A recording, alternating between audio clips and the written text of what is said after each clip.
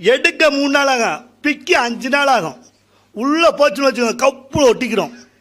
உள்ளே போச்சுன்னா 47 நாள் ஆகும் வெளியே வர. அப்படி ஒரு அல்வா. கல்யாணம் பண்ண புதுசில் நான் ஏதாவது சாப்பிட்லாம்ட்டு டெய்லி உப்புமா 3 நேரம் உப்புமா ஒருத்தர் சாப்பிட்டா விளங்குமா? இன்னைக்காவது சம்பள கவரை வாங்கினோன்னே இன்னைக்காவது ஹோட்டலில் போய் நல்ல சாப்பாடு சாப்பிடும்ட்டு என் பொண்டாட்டியை கூட்டி போய் ஒரு ஸ்டார் ஹோட்டலில் உட்கார வச்சு, ஆனால் நம்ம சாதாரண ஹோட்டல்லாம் கேட்பாங்க இட்லி பொங்கல் பூரி என்ன வேணும்னு. அங்கே காடை கொடுத்துட்டாங்க. இருட்டுக்குள்ளே ஒன்றுமே தெரியல, லைட்டை பூரா வேறு அமர்த்திட்டாங்க. இருட்டுக்குள்ளே ஒன்றுமே தெரியல, ஒன்றும் தெரியலன்னு சொல்ல முடியுமா? நான் பேசாமல் 18ஆம் நம்பரை டிக் பண்ணிட்டேன். 10 நிமிஷம் கழித்து பார்க்குறேன், 10 நிமிஷம் கழிச்சு 2 பாக்கெட்டில் உப்புமா கொண்டு வரேன். அட நம்ம தலை விதியே அவ்வளோதான்டா போலன்னு நினச்சிட்டு பக்கத்தில் ஒருத்தர் சாப்பிட்டான். புரோட்டா சிக்கன்லாம் போட்டு நல்லா சாப்பிட்டுக்கு இருந்தான். அவன் என்ன சொல்கிறான்னு பார்ப்போம், அதவே நம்மளும் சொல்லிடுவோம்ட்டு வெயிட் பண்ணிக்கிட்டே இருந்தேன். சாப்பிட்டு முடிச்சுட்டு ரிப்பீட் அப்படின்னா நான் நினச்சேன் ரிப்பீட்டுன்னா இதை கொண்டு வராங்களாக்குன்னு நினைக்கிறேன். நான் ரிப்பீட் அப்படின்னா 10 நிமிஷம் கழிச்சு அதே உப்புமா. என் வாழ்க்கையே உப்புமா வாழ்க்கையாக தான் இருக்குது. அப்புறம் கடைசியில் என்ன பண்ணேன், வேறு வழி இல்லைன்ட்டு கேசரி செய்வது எப்படி அப்படின்ட்டு என் மொண்டாட்ட கொண்டு போய் அந்த புக்கை கொடுத்து கேசரி இன்னைக்கு செய் அப்படின்னேன். அதை பார்த்துட்டு என் மொண்டாட்டி ஒரு அரை மணி நேரம் ஆச்சு. அரை மணி நேரம் கழிச்சு பார்க்குறேன், கேசரி 1 தரம், கேசரி 2 தரம், கேசரி 3 தரம்னா. என்னடி சொல்கிறேன் அப்படின்னா, இதுதான் போட்டிருக்கு, 7 போட்டு இறக்கவும் போட்டிருக்காங்க. நான் 7 போட்டுக்கிட்டு இருக்கேன் க்ளீனு. நான் எனக்கு என் பொண்டாட்டி மேலே கூட கோபம் இல்லை, அந்த புக்கு விற்றான் பாருங்க அவன் மேலே தான் கோபம். நேராக போனேன், என்னடா போட்டிருக்க, என்ன சமையல் புத்தகம், அதில் என்ன போட்டிருக்குன்னு பாருங்க சார். சமைத்து பாருங்க தான் போட்டிருக்கு, சமைத்து சாப்பிட சொல்லலை. அதனால் சமைத்து பார்த்துட்டு நம்ம வந்துடணும் அப்படின்னா அந்த மாதிரி. ஆனால் நீங்கள் உங்களுக்கெல்லாம் ஒரு டெக்னிக் சொல்லித்தரேன் சார்.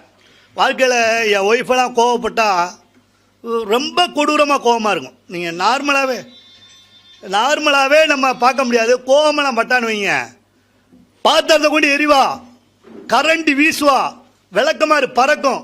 கவலையே படக்கூடாது, ஒரே வார்த்தை தான், மன்னிச்சிரு, பேசாமல் போயிட்டே இருப்பான். இதுக்காக சரிங்க இல்லை ஒரு மாதிரி முறைச்சி பார்க்குறீங்களே.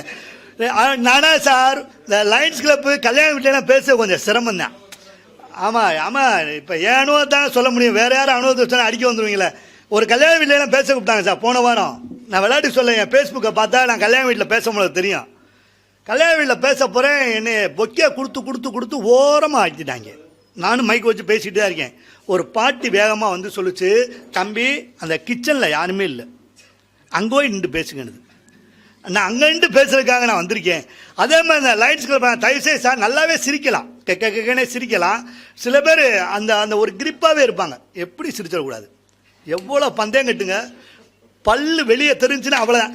இதெல்லாம் ஒரு டெக்னிக் தான். இப்போ நானே இருக்கேன், ரொம்ப சிரமம் தான். ஒரு இதாக வந்தோம்னா சிரிச்சிடவே கூடாதுன்னு ஒரு முடிவோடு வந்துடுறாங்க. தயவுசெய்து சிரிப்பே வரையினா கூட சிரிச்சு விடுங்க.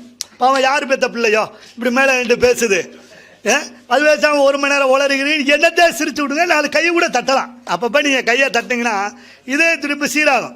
நீங்கள் ஆனால் என்னை சாதாரணமாக நினைக்காதீங்க சார், என்னை நீங்கள் கேஷுவலாகவே என்ன நினைக்காதீங்க. அன்றைக்கு ஒரு சின்ன பையன் வந்து ஒரு பாட்டு ஓடிக்கிட்டு இருந்துச்சு, சின்ன விழா வரட்டுமா பெரிய விழா வரட்டுமா.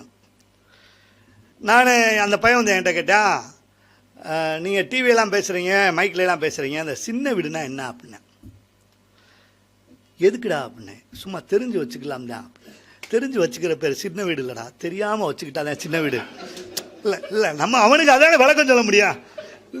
நம்ம அதை கேட்குறேன், நம்ம என்ன சொல்ல முடியும். அன்றைக்கு ஒன்று என்னை பார்த்தான், ஒருத்தர் வந்தார் என்கிட்ட நேராக, சார் நேராக பேசுறத விட டிவியில் பேசுனா சூப்பர் சார் அப்படின்னாரு. சூப்பர் சார், கை விடுங்க, ரொம்ப நன்றிண்ணே.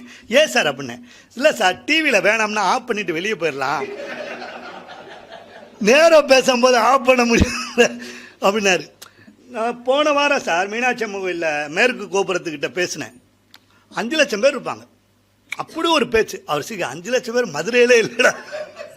இல்லை சார் மதுரையில் எப்படியும் ஒரு 20 லட்சம் பேர் இருப்பாங்க, அவுட்டெல்லாம் சேர்த்து 5 லட்சம் பேர்.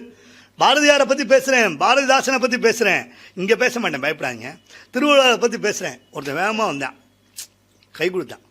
சார் சாகலாம்னு நினச்சேன் சார், உங்கள் பேச்சை கேட்டு முடிவை மாற்றிட்டேன்னா கைதட்டுங்க சார், என் உயிரை காப்பாற்றிருக்கேன் பேச்சு, கைதட்டுங்க சார்.